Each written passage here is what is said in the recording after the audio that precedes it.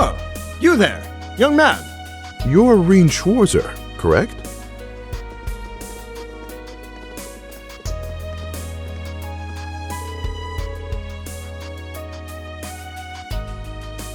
As am I. Stories of the Ashen Chevalier have certainly made their rounds across Calvert. Though I suppose not all of those stories paint you in the best light.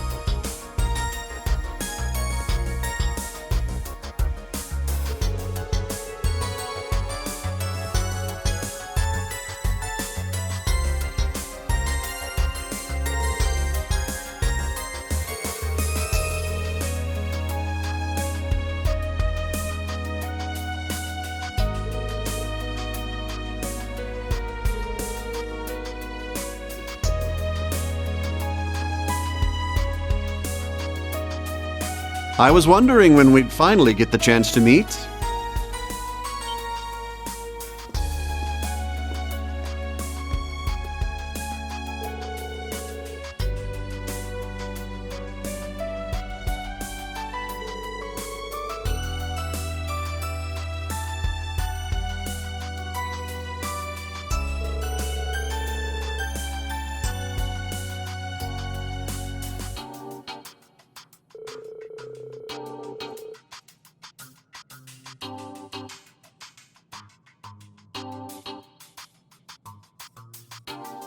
Oh, no.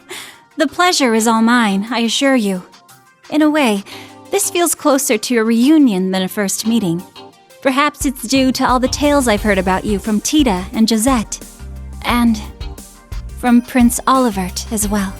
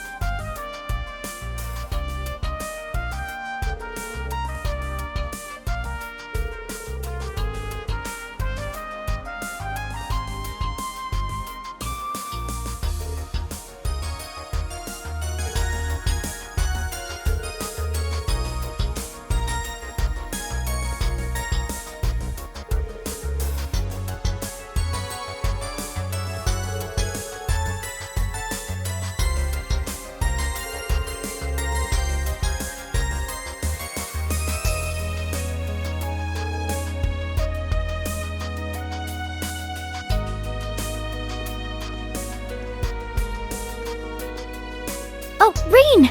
There you are!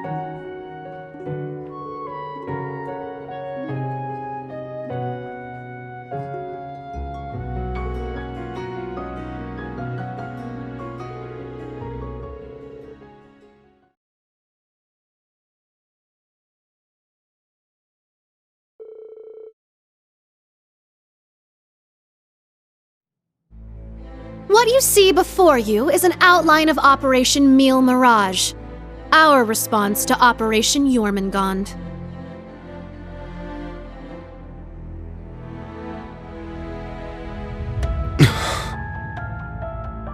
I knew it. It doesn't stray too far from what we'd expected, but even so. Seeing it all laid out like this makes it overwhelmingly real. I get that a plan this crazy is probably our only hope, but still, we're really gonna do this, huh?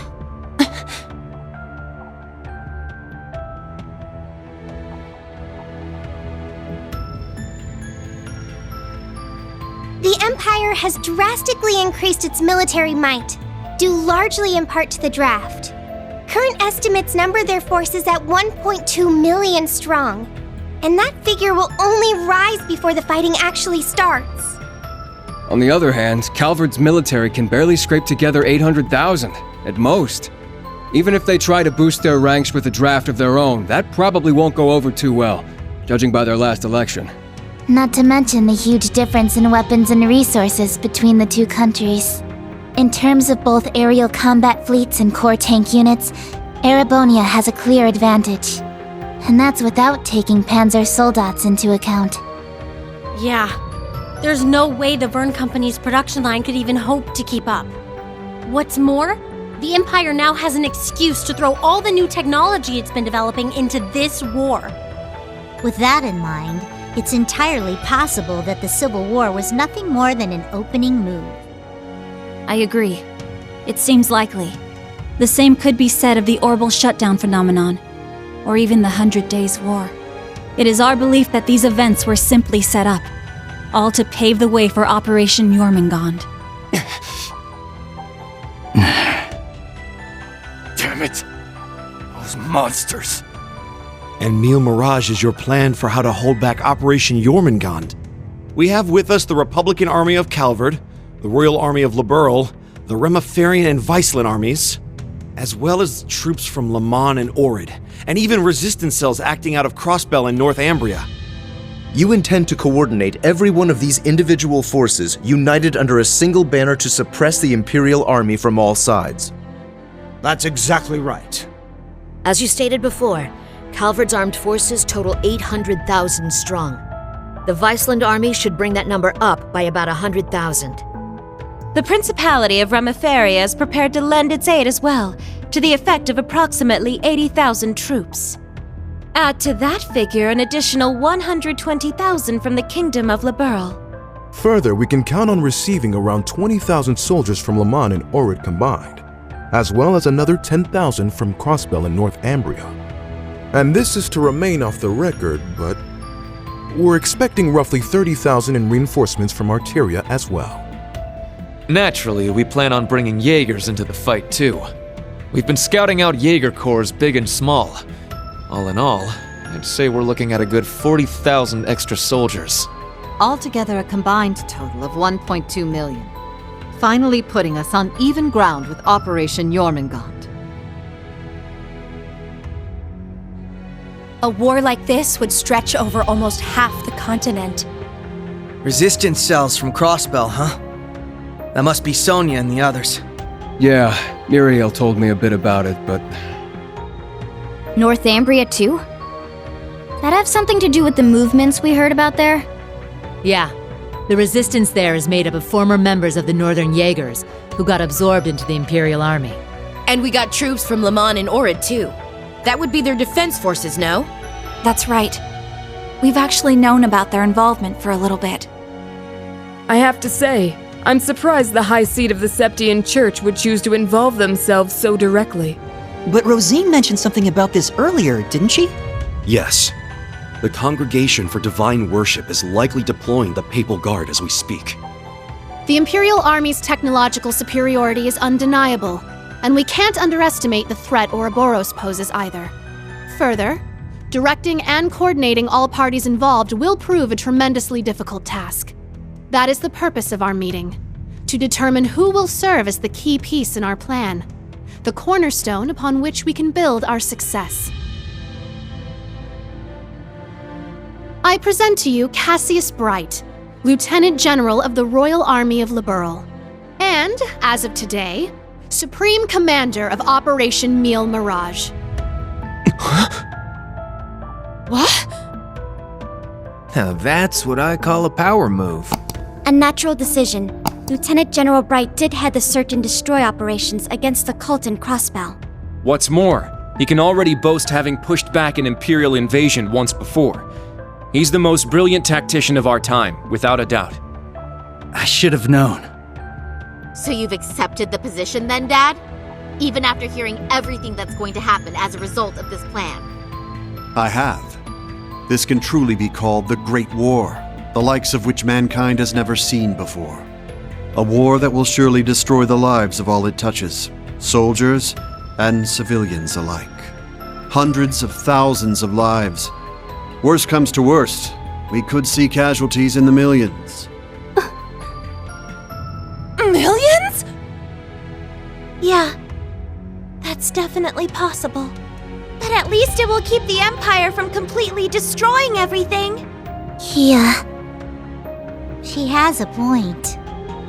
I think I speak for us all when I say this dreadful decision weighs heavily on our hearts.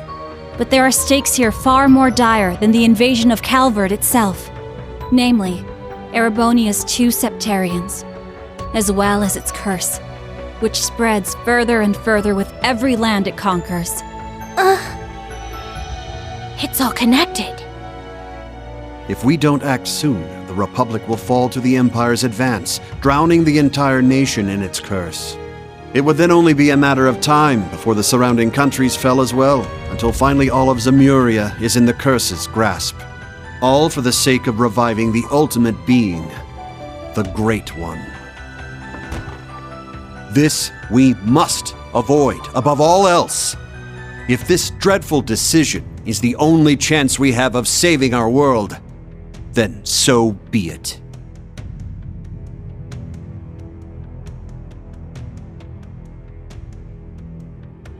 This whole catastrophe began in Erebonia. Though I can't personally agree to this plan, as a member of the Imperial family, I must allow it. Your Highness. This is the consensus we have reached. I trust you understand now the reason we've gathered here. There are a few things we must ask you now. Namely, if you accept the necessity of our plan. And furthermore, if we can count on your cooperation. I'm sure you'd like some time to talk things over amongst yourselves, and with your other allies as well. But as you can probably tell, that's time we just don't have. Members of the Bracer Guild, Special Support Section, Class 7, and Thor's Military Academy as a whole. We need your answers, here and now. How do you respond?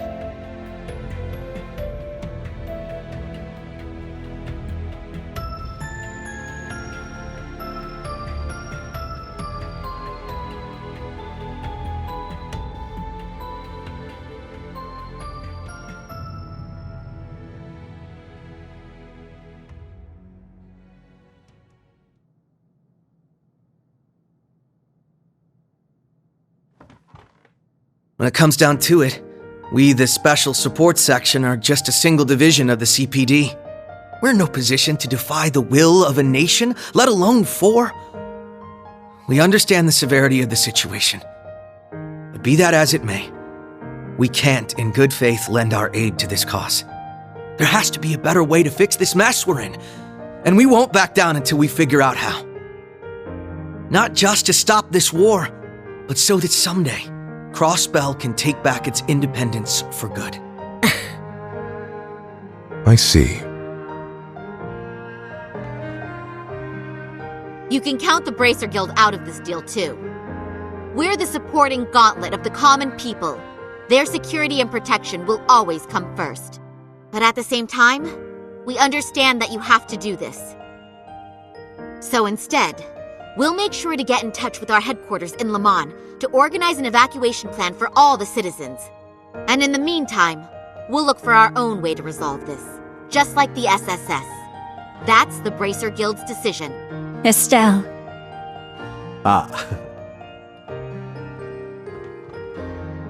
With so many of us still missing, We can't claim to speak for Thors as a whole, but we can, at the very least, tell you our decision as Class 7. Become the foundation of the world. In a sense, those words have shaped our class from the very beginning. A war this big is certainly one way to keep the curse in check. We could be a new foundation afterwards, one built over ruins and destruction. But this curse is not absolute. Though it sweeps across the nation, toying with our fate, there are still those who stand together to resist it. We've seen as much with our very own eyes.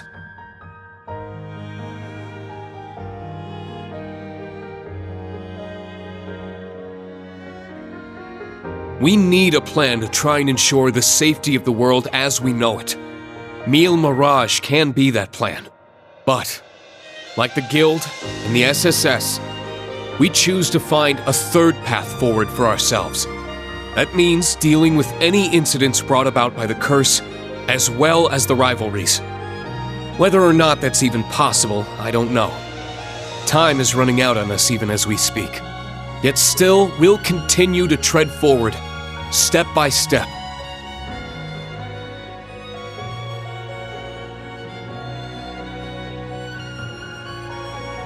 Because we owe it to Prince Olivert to find that third path he always strove to take. Reen. Yeah, you're exactly right. The path Prince Olivert would have wanted. I see. My goodness. The naivete of youth never fails to astound me. And yet, as history shows us, it is precisely the young and foolish who bring change to the world. The same could be said of those not bound by duty or tradition. Come to think of it, Prince Olivert himself embodied every one of those qualities. He most certainly did. And his spirit lives on in this next generation. We have heard your convictions, clear and true. Operation Mil Mirage is already underway. But so long as you respect our position, we will respect yours in turn. You're under no obligation to participate in our plan. That said, we'd appreciate your help wherever possible. That includes exchanging information, keeping civilians safe, and so on.